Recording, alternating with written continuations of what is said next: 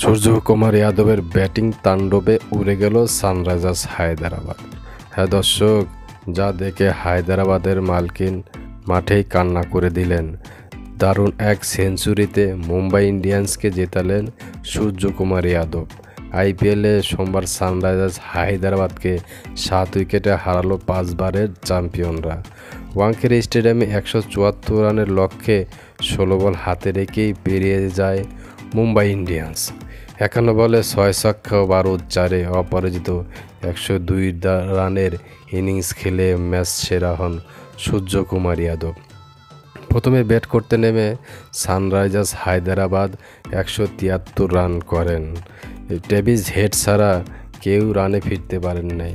শেষ দিকে Pat Cummins মাত্র 35 রান করে লড়াকু একটা পুঁজি এনে দেন সানরাইজার্স হায়দরাবাদকে। এছাড়া কেউ রান পান নাই। সহজেই ম্যাচ জিতে নিল মুম্বাই ইন্ডিয়ান্স। সূর্যকুমার একটি দারুণ ইনিংস খেললেন, 17 রান করে ম্যাচকে জিতিয়ে মাঠ ছাড়লেন। সূর্যকুমার ব্যাটিং তাণ্ডব কার কাছে কেমন লেগেছে কমেন্ট বক্সে জানিয়ে যাবেন। ধন্যবাদ।